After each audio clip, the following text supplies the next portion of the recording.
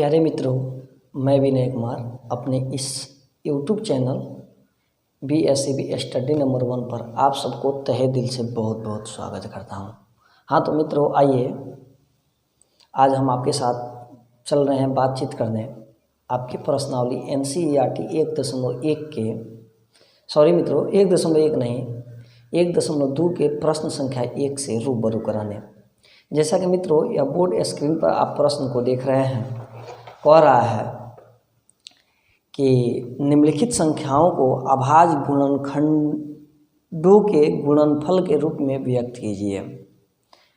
मित्रों, एक हमारी पुरानी सी रिक्वेस्ट होगी कि यदि आप इस वीडियो को पहली बार देख रहे हैं तो हम चाहेंगे कि अभाज्य गुणनखंड यानी वास्तविक संख्या से रिलेटेड जो भी वीडियो है और उसमें जो अभाज्य गुणनखंड से जो रिलेटेड वीडियो है आप उन्हें ज़रूर एक बार देखें। आइए थोड़ा सा मैं अपने पुराने वीडियो लेक्चर को एक बार थोड़ा सा फिर से रिव्यू कर देता हूं, जो कि अभाज्य गुणनखंड विधि पर आधारित है।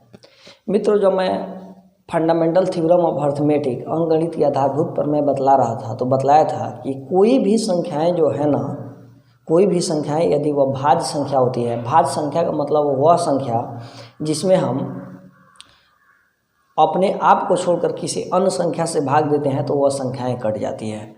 जैसे यहाँ पर मित्र हम 8 को भाज्य संख्या कहेंगे। क्यों भाज्य संख्या कहेंगे? क्योंकि संख्या अपने आप को छोड़कर या एक या अपने आप को छोड़कर यह संख्याएं किसी अन्य संख्याएं से भी कट जाएगी। जैसे यह संख्याएं 2 से कट जाएगी, 2 से पूर्णतः विभाजित हो जाएगी, तो वह संख्या भाज्य संख्या कहलाती है। तो अंकगणित के आधारभूत पर मैं बतलाया था कि किसी भी भाज्य संख्या को यदि आप चाहते हैं ना, किसी भी भाज्य संख्या को चाहते हैं ना कि यह संख्याएं किन किन संख्याओं के गुणा करने से बनी है, तो आप क्या कर सकते हैं, आप इनका यदि यह गुणनखंड रूप लिखेंगे तो यह जो संख्याएं जो प्राप्त होंगी वह अभाज्य संख्याएं प्राप्त होंगी। फिर से मित्रों, अंकगणित के आधारभूत पर मैं कहता है कि किसी भी भाज्य संख्या को हम चाहें तो अभाज्य संख्या के रूप में, अभाज्य संख्या के गुणनफल के रूप में व्यक्त कर सकते हैं। इसी के लिए हम लोग फैक्टर 3 ऐसे गुणनखंड विधि, बहुत सारे विधि से हम अलग करते हैं, लेकिन मेरा थीम क्या होता है कि किसी भी भाज्य संख्या को यह पता कर लेते हैं कि वह किस अभाज्य संख्या के गुणा करने से यह भाज्य संख्याएं बड़ी हैं। इसी को अंकगणित के आधारभूत पर मैं बोलते हैं। कई मित्रों, जैसा कि ये आप बोर्ड स्क्रीन पर इस प्रश्न को देख रहे हैं, कह रहा है कि इसमें बतलाना है कि कौन कौन सी, जैसे एक का एक नंबर है, एक का एक नंबर है 140 को आपको बतलाना है कि यह संख्याएं जो है, इस संख्याएं में कौन कौन सी अभाज्य संख्याएं हैं जिसको गुणा करने के बाद यह 140 को बनाया गया है। मित्रों, थोड़ा सा एक आपकी सहूलियत के लिए एक विभाज्यता का नियम पर थोड़ा बहुत चर्चा कर देंगे हम। विभाज्यता का नियम ऐसे ज़्यादा इसमें नहीं पढ़ना है, लेकिन कम से कम आपको 2 का पता होना चाहिए, 3 का पता होना चाहिए, 4 का भी पता होना चाहिए और 5 का पता होना चाहिए। 2, 3, 4, 5 का यदि पता रखते हैं मित्रों तो मैं उम्मीद करूंगा कि आप 10वां क्लास के किसी भी भाज्य संख्या से आधारित जो प्रश्न होगा आप उसे सोल्व कर लिया करेंगे। हाँ, कुछ अपवाद में मित्रों कुछ क्वेश्चन ऐसे आ जाएंगे जो थोड़ा भारी संख्या के रूप में है, ऐसे उसके लिए बहुत सारे शॉर्ट ट्रिक बने हुए हैं, लेकिन जो आपको नहीं पढ़ना है। तो 1-2 यदि कोई ऐसा प्रश्न आ जाता है तो आप उसे प्रैक्टिस के बदौलत हल करने का काम करेंगे। विभाज्यता का नियम का मतलब होता है कि वह नियम जिसे हम भाग देते हैं, यानी भाग देने के कुछ नियम होने चाहिए आपके पास। तो 1 से तो कोई भी संख्याएं विभाजित हो जाती है, तो उसे आपको जानने की कोई ज़रूरत है ही नहीं। 2 का क्या होता है कि किसी भी संख्या में यदि आप देखते हैं ना कि संख्या में 0 है, 2 है, 4 है, 6 है, 8 है, किसी भी संख्या का अंतिम अंक यदि आपको 0, 2, 4, 6, 8 दिखाई देता है तो आप समझेंगे कि यह संख्याएं निश्चित रूप से 2 से पूर्णतः विभाजित हो जाएगी। जैसे मित्रों मैं बात करूं यहाँ पर 1456, 1456, इसमें आप देखेंगे कि लास्ट का अंक यदि 0, 2, 4, 6, 8 में से कोई भी है तो संख्याएं निश्चित रूप से 2 से विभाजित हो जाएगी। जैसे यह 2 से विभाजित हो जाएगी, 2 सत्ते 14, 2 दूनी 4, 1 पर 6, 2 8 4। फिर देख रहे हैं कि 8 है तो यह संख्याएं 2 से विभाजित हो जाएगी। 3 से विभाजित का नियम क्या है? मान कर चलिए कि कोई संख्या x y z दिया गया है, x y z यानी 3 अंकों की कोई संख्या है। मान लीजिए इस बात को, जैसे 3 अंक की संख्या 123 हम लिख रहे होंगे, 125 लिख रहे होंगे, या 3 अंक की संख्या है। तो आप क्या करेंगे ना, x y और z को जोड़ करके देखेंगे कि x plus Y plus Z, यदि यह 3 से कट जाता है, 3 से विभाजित हो जाता है, तो निश्चित रूप से यह पूरी संख्याएं 3 से विभाजित होगी। जैसे मित्रों 3 2 5 1 6 ये जोड़ते हैं, 3 2 5 1 6, देखते हैं कि यह 6 जो है 3 से विभाजित है कि नहीं, तो है, तो इसलिए यह संख्या 123 भी विभाजित हो जाएगी। फिर इसको ऐड करते हैं, 5 2 7 1 8, देखते हैं कि यह 3 से कटने वाला 8 नहीं है, तो यह संख्याएं 3 से विभाजित नहीं। आखिर ऐसे क्यों होता है मित्रों, हम अपने बेसिक वीडियो में बतला रहे होंगे। तो हम चाहेंगे कि यदि आप हमारी बेसिक वीडियो को ना देखे हों तो पहले उन्हें ज़रूर देखें।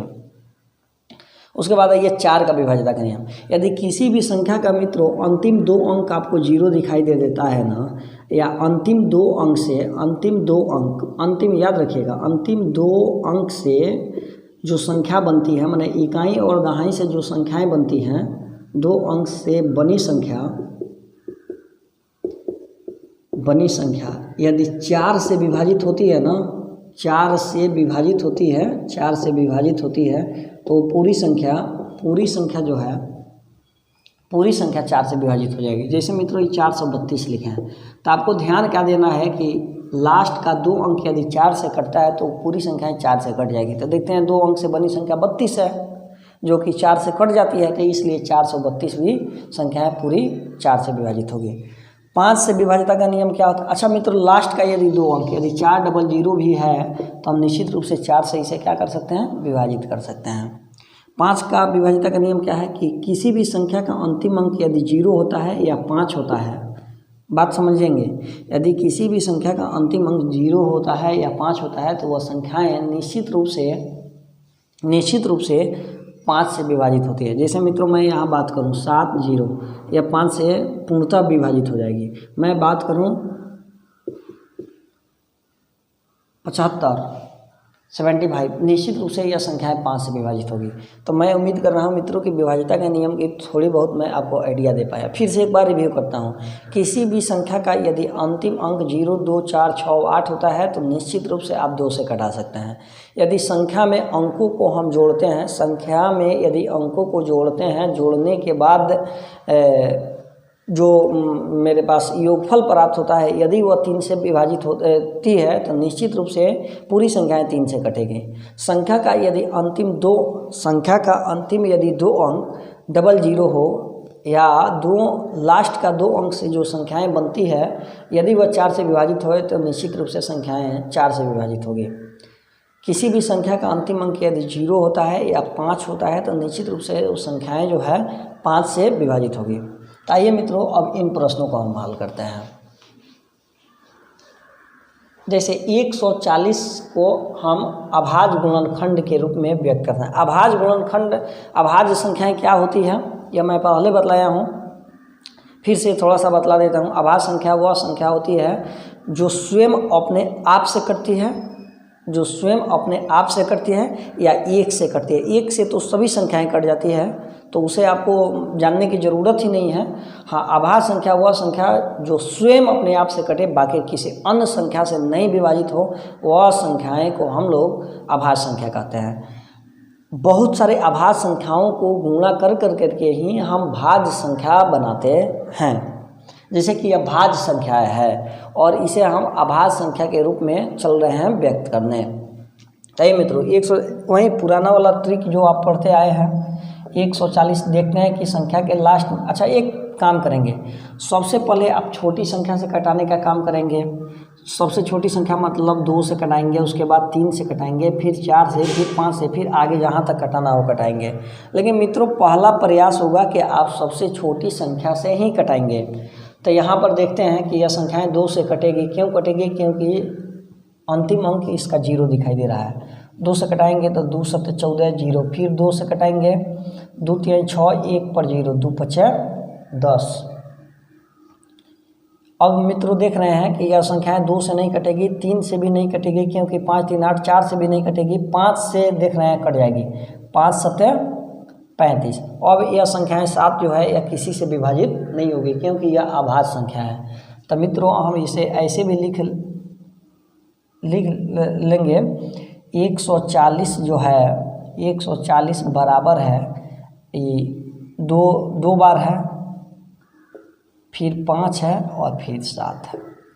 यही तो अभाज्य संख्या के गुणनखंड के रूप में हम इसे व्यक्त किए हैं, अभाज्य संख्या के गुणनखंड के रूप में व्यक्त किए। दूसरा है मित्रों, दूसरा है 156 को अभाज्य संख्या के गुणनखंड के रूप में व्यक्त करना। फिर वही काम करेंगे, 156 देखते हैं 2 से संख्याएं कटती है, क्योंकि लास्ट में 6 दिखाई दे रहा है, 2 7 14, 1 पर 6, 2 8 16, फिर 2 से कटाएंगे 2 3 6, 1 पर 8, 2 9 18, फिर देखते हैं 2 से नहीं कटेगा तो 3 पर जाएंगे, 3 के लिए कटाने के लिए क्या संख्या को जोड़ेंगे, 9 3 12, फिर 3 से कटाएंगे 13। यह देखते हैं कि अभाज्य संख्या है, यह किसी अन्य संख्या से नहीं विभाजित होगा। तो हम लिख लेंगे यहाँ मित्रों 156 बराबर है, मतलब कौन कौन अभाज्य संख्या के गुणनफल के रूप में है, तो 2 बार है, 3 है और 13 है। अगला प्रश्न है मित्रों, हाँ मित्रों अगला यह प्रश्न है 3825। देखते हैं संख्याएं 2 से विभाजित नहीं हो रही है, क्योंकि लास्ट में आपको 0 2 4 6 8 नहीं दिखाई दे रहा है। 3 से आप कटाने का प्रयास करेंगे, 5 2 7 8 15 3 18। देखते हैं कि संख्याएं 3 से कट जाएगी, तो कटाते हैं 30 25 3825, 3 से कटाते हैं तो 3 एकम 3, 3 दूनी 6, 2 3 7 21 और 3 5 15। फिर संख्याएं को 3 से कटाते हैं, 5 7 12, 12 2 14 1 15, 3 से, 3 चौका 12, 3 दूनी 6 और 3 5 15। अब संख्याएं 3 से नहीं कटेगी, 5 2 7 4 11, 5 से कटाते हैं तो 5 8 40 और 50 25। फिर संख्याएं 5 से 17। अब यह संख्याएं नहीं कटेगी क्योंकि अभाज्य संख्या। तो यहाँ पर हम लिख रहे होंगे मित्रों 3825 बराबर, यहाँ 3 2 बार है, 5 2 बार है और 17 अभाज्य संख्या के रूप में, अभाज्य संख्या के गुणनखंड के रूप में हम इसे व्यक्त कर दिए। अगला मित्रों प्रश्न है, अगला आपको है 5005।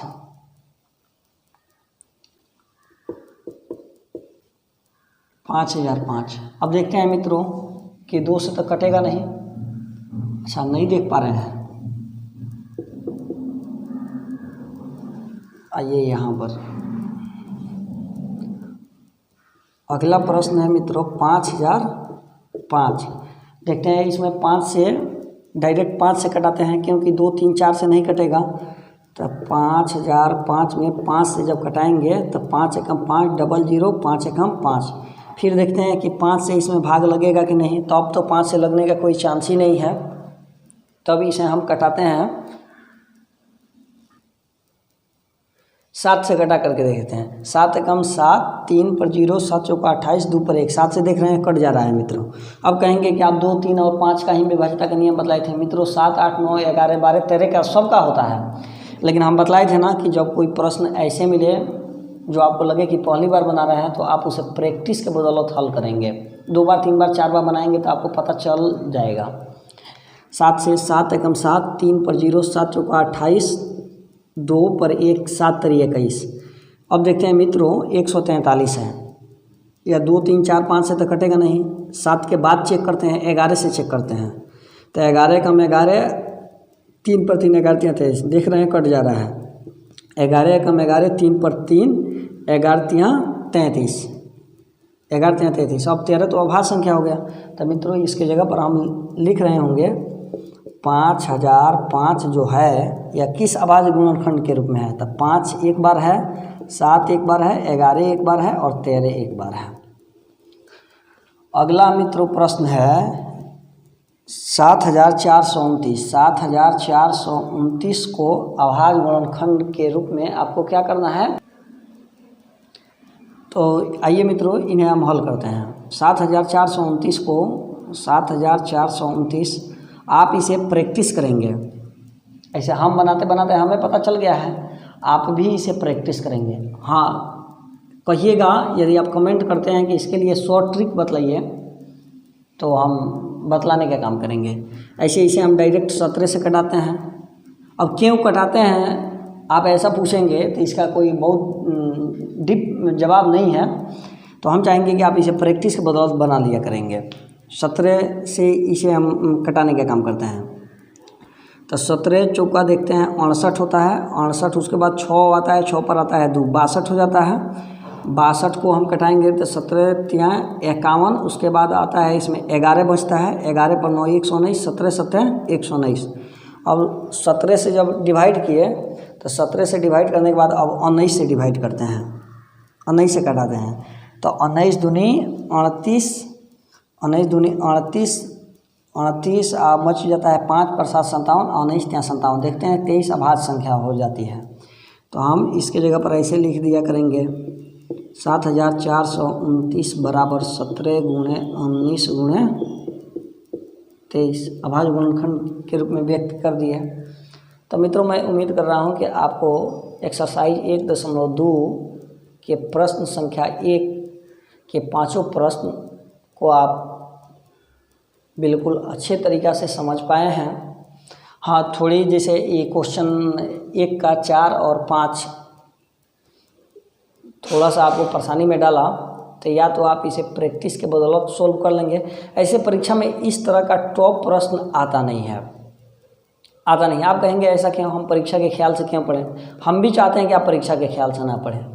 तो मित्रों, मेरा कल प्रयास रहेगा कि हम इसके लिए शॉर्ट ट्रिक भी बतलाएं, ताकि आप बड़ी से बड़ी संख्याओं को या अन्य बुक के प्रश्न को जब आप हल कर रहे होंगे, जैसे R D Sharma, R S Agarwal, आपको के सी सिन्हा का ये जो स्टूडेंट फ्रेंड्स का बुक है, आप इन्हें सोल्व कर रहे होंगे तो उसमें बड़ी बड़ी संख्याएं आएंगी, तो आप उसे कैसे सोल्व करेंगे, इन पर हम बतलाने का काम करेंगे। सो धन्यवाद कि आप हमारे वीडियो को देखें। एक बार आपसे पुरानी रिक्वेस्ट कि यदि आप हमारे वीडियो को पहली बार देख रहे हों तो हम चाहेंगे कि आप हमारे प्लेलिस्ट में आइए, और प्लेलिस्ट में वो वास्तविक संख्या से रिलेटेड जो भी वीडियो है, खास करके आभाज्य संख्या और फंडामेंटल थ्योरम अर्थमेटिक से जो भी संबंधित वीडियो है, आप उसे ज़रूर देखें, ताकि इस सभी प्रश्न को आप बहुत अच्छे तरीक़ा से सोल्व कर पा रहे होंगे। सो धन्यवाद मित्रों।